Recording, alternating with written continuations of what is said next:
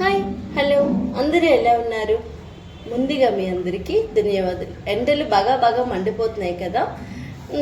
Stove అక్కడ ఎక్కువసేపు నించొని వంట చేసుకోవడం ఇబ్బందిగా ఉందా? అయితే ఈరోజు మన కిచెన్లో సింపుల్ అండ్ టేస్టీగా బెండకాయ ఫ్రైని చిటికలో ఎలా ప్రిపేర్ చేయాలనేది ఈరోజు మన కిచెన్లో వీడియో.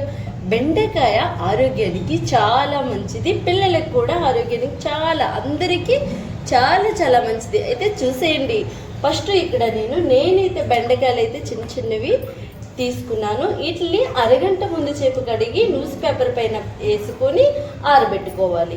ఆరబెట్టుకున్న బెండకాయలు ఏం చేయాలంటే, ఆరబెట్టుకున్నాం కదా, జస్ట్ ఇలా బొడ్డు తీసేయాలి. ఇట్లా చిన్నది సిగురు కూడా కట్ చేసుకోవాలి. అర్థమవుతుందా? ఇట్లా జస్ట్ ఇంతే. ఇలా కాయపాలెంగా మనం ఈరోజు ఫ్రైని ప్రిపేర్ చేసుకుందాం.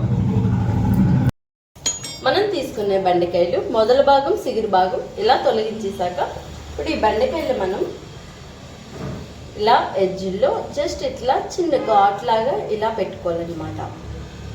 జస్ట్ ఇంతే. అర్థమైంది కదా? ఇలా ఓకే. బెండకాయలన్నీ కూడా ఇట్లా మనం ఘాట్ పెట్టిస్తున్నాం. ఇలా ఉంటుంది కదా, ఇలా ఉన్న భాగాల్లో మాత్రమే ఇలా మనం పెట్టుకోవాలి. జస్ట్ కొంచెం తీసుకొని స్టవ్ పైన పెట్టుకొని బాండి మంచిగా హీటెక్కాక 4 స్పూన్స్ వరకు నూనె అయితే మంచిగా పోసుకోవాలి. నూనె కాస్తంత హీటెక్కాక మనం కట్ చేసుకున్న బెండకాయల్ని ఇట్లా వేసుకోవాలి. ఎగ్దమ్ గ్యాస్ నుంచి సిమ్లో పెట్టుకొని మనం వేగించుకోవాలి.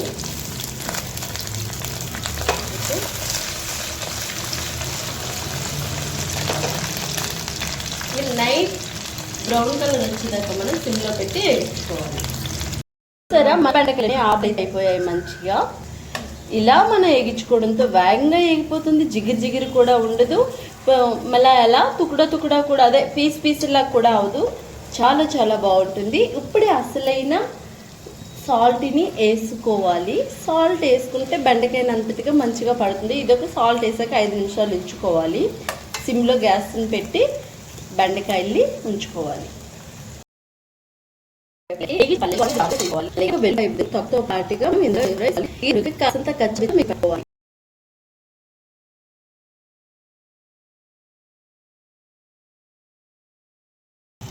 మన వేగించుకున్న పల్లీలు వెల్లుల్లిపాయ ఇట్లా కచ్చబిచ్చిగా మిక్సీ అయితే పట్టేసాను కదా, ఇట్లా కచ్చబిచ్చిగా ఉండాలి. బెండకాయలు అయితే మంచిగా సాఫ్ట్గా ఎగిపోయాయి. ఇప్పుడు ఈ పొడిని తీసుకొచ్చి ఇందులో మనం వేసేసుకుందాం. మన కచ్చబిచ్చి చేసుకున్న పల్లీల పొడిని అయితే మంచిగా ఇందులో వేసేసుకుందాం. దీంతో పాటు కారం, పసుపు కూడా వేసేసుకోవాలి. మనం కారాన్ని మీరు రుచికి సరిపడగా వేసుకోవాలి. మీరు ఎంత తింటే అంత. తక్కువ తింటే తక్కువగా వేసుకోండి, ఎక్కువ తింటే ఎక్కువగా వేసుకోండి. కారం వేసుకునే వెంబడే కాస్తంత పసుపును కూడా యాడ్ చేసుకోవాలి.